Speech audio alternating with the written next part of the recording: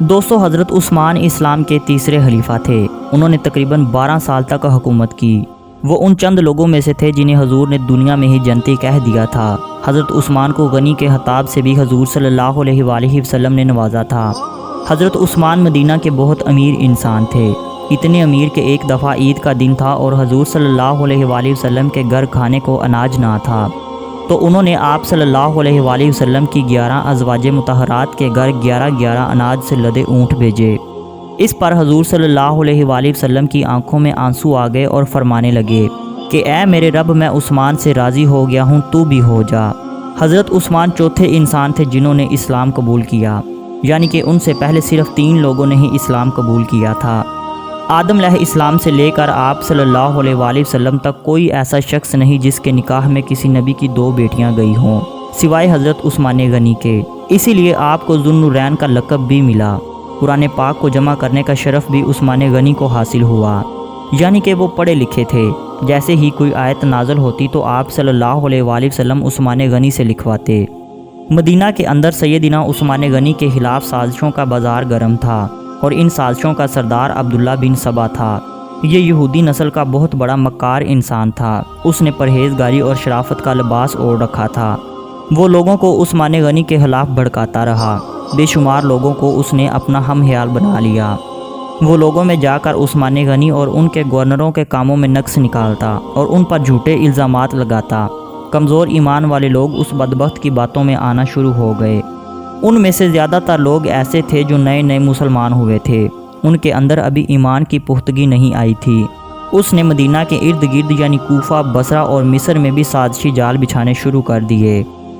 اتنی مہارت کے ساتھ یہ جال بچھایا گیا کہ بعض نیک دل لوگ بھی عثمان غنی کے خلاف شک میں پڑ گئے۔ اصل میں عبداللہ بن سبا نے یہ شک الزامات کے ذریعے پھیلایا تھا، اور وہ الزامات ایسے تھے کہ عثمان نے اپنے تمام رشتہ داروں کو بڑے بڑے عہدوں پر فائز کر رکھا ہے۔ انہوں نے بیت المال سے بڑی بڑی رقمیں ایسے لوگوں کو دی ہیں جو ان کے حقدار ہی نہیں تھے۔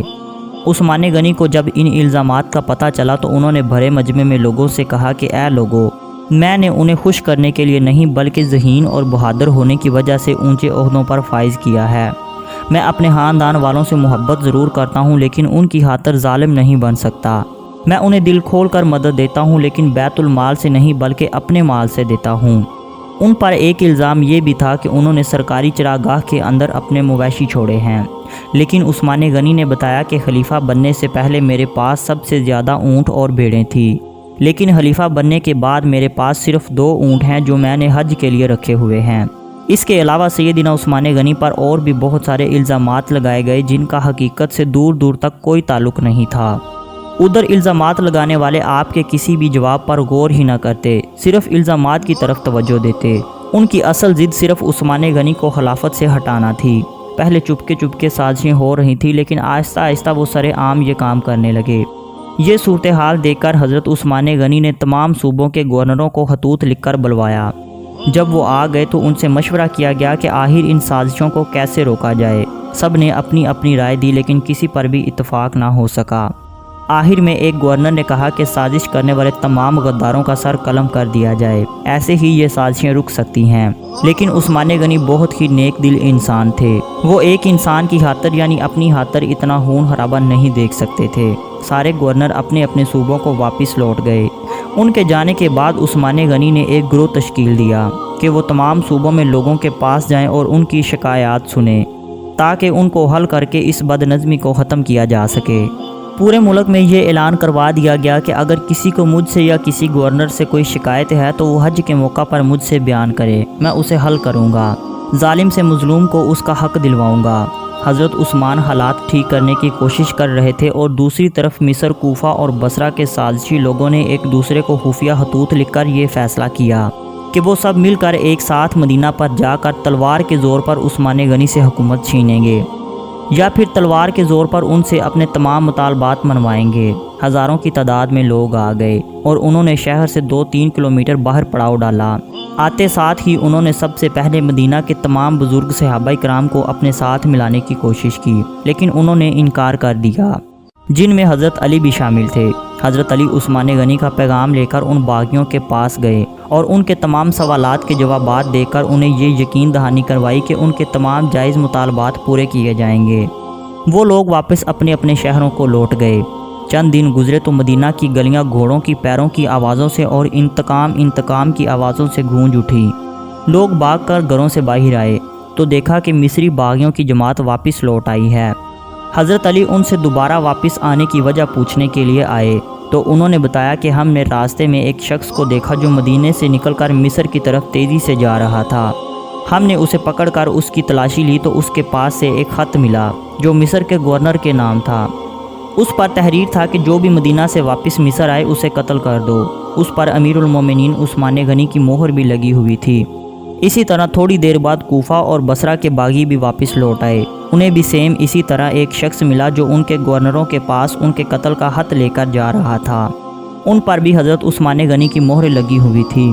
باغیوں نے یہ دیکھ کر کہا کہ ہم سمجھ چکے ہیں کہ ہمارے ساتھ دھوکہ ہوا ہے اور ہم اس دھوکے کا انتقام لینے آئے ہیں اور لیے بغیر واپس نہیں جائیں گے۔ جب عثمان غنی کو پتہ چلا تو انہوں نے قسم کھا کر کہا کہ انہیں تو ان خطوط کا پتہ بھی نہیں۔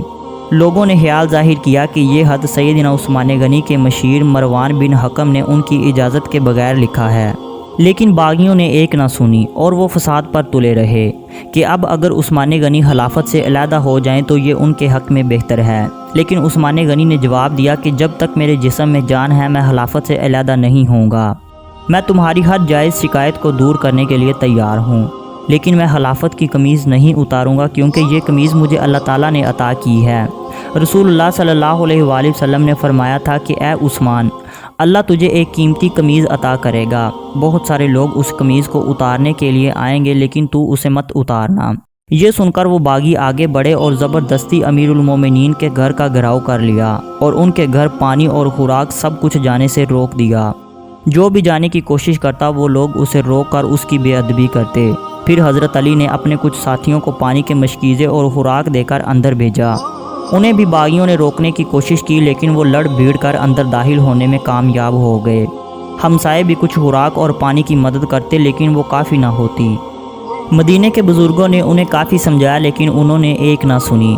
عثمان غنی نے مکان کی چھت پر چڑھ کر بہت تقریریں کی اور انہیں احساس دلوایا لیکن انہوں نے پھر بھی ایک نہ سنی۔